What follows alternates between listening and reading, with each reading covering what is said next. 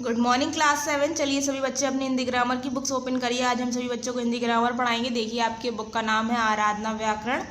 सभी बच्चे ओपन कर लीजिए इसे।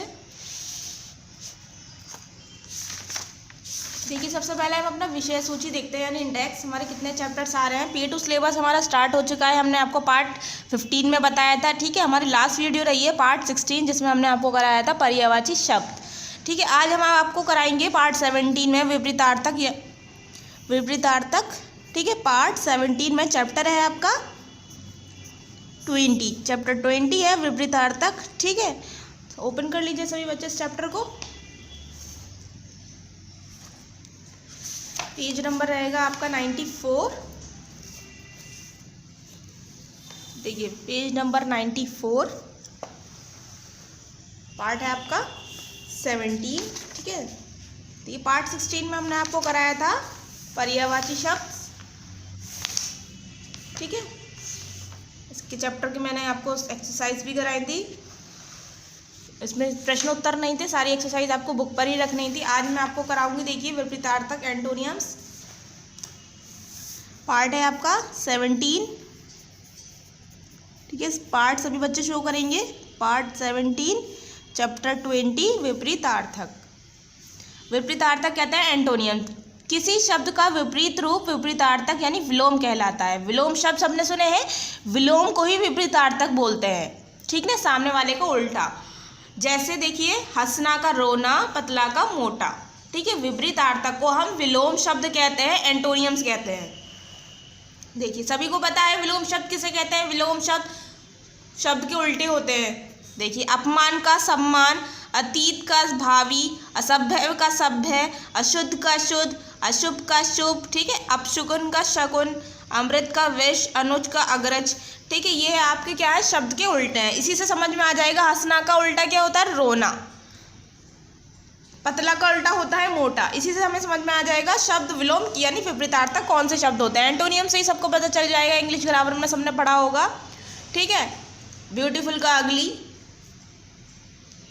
देखिए सभी बच्चे अब विलोम शब्द पढ़ेंगे, इस चैप्टर से रीड करेंगे किस तरीके से आपको दिए हुए हैं, ठीक है। अब क्या सीखा है हमने इसमें, किसी शब्द का विपरीत अर्थ बताने वाले शब्द विलोम शब्द कहलाते हैं। सभी बच्चों को फुल चैप्टर रीड करना है, उसके बाद एक्सरसाइज क्वेश्चन आंसर करने हैं अपने। आओ अभ्यास करें। पार्ट यहाँ हम शो करेंगे अपना।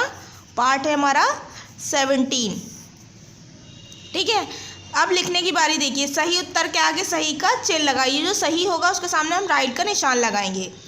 किसी शब्द के विपरीत रूप को कहते हैं विलोम, पर्यायवाची, अनेकार्थी, तत्सम। तो विलोम होता है। किसी शब्द के विपरीत रूप को हम बोलते हैं विलोम। तो सेकंड ऑप्शन पे राइट कर दीजिए। फिर है आपका आशा शब्द का विलोम है इच्छा, आस्था, निराशा कोई नहीं। आशा का होता है निराशा, ठीक है। तो सभी बच्चे इस पर राइट करेंगे। अब हमारे याद है सही कथन पर राइट और गलत कथन पर रॉन्ग का निशान बनाइए। जो सही होगा उस पर हम राइट करेंगे, जो हमारा गलत होगा उस पर हम रॉन्ग करेंगे, ठीक है। अब देखते हैं। अभिशाप का विलोम वरदान है, ठीक है। अभिशाप का विलोम वरदान ही होता है। अगर आप चाहें तो इसमें से देख सकते हैं हम।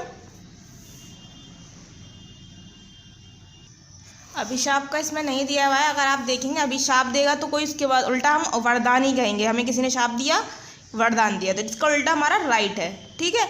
रोना का विलोम शब्द हंसना है, रोना का उल्टा हंसना होता है, ठीक है। तो ये भी हमारा राइट है। दोनों ऑप्शन में हमारा राइट ही आएगा। अब हमारे नीचे दिए गए वाक्यों में सही विलोम शब्द भरिए। अब आपको क्या करना है, इसके विलोम शब्द भरने हैं। ये सभी बच्चों के लिए होमवर्क है, ये खुद करेंगे। जो भी शब्द इसमें दिए हैं उसका हमें फिल इन द ब्लैंक्स में उल्टा करना है। जैसे 3 प्रश्नों के उत्तर डैश में दीजिए और शेष के विस्तार में। तो ये विस्तार का हमारा क्या हो जाएगा, उल्टा हो जाएगा, क्योंकि 3 प्रश्नों के हमें उसमें देने हैं और शेष के उसमें देने हैं विस्तार में। तो विस्तार का हम उल्टा देख लेंगे। विस्तार का उल्टा होता है संक्षेप, ठीक है। इस तरीके से,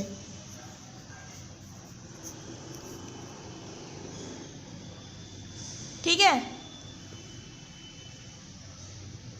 और नीचे का आप क्या करेंगे, नीचे की आप खुद देखेंगे। अब है आपका निम्नलिखित प्रश्नों के उत्तर दीजिए। संधि का विलोम क्या है, प्रलय और सृष्टि में क्या अंतर है। संधि का विलोम क्या होता है, देखते हैं।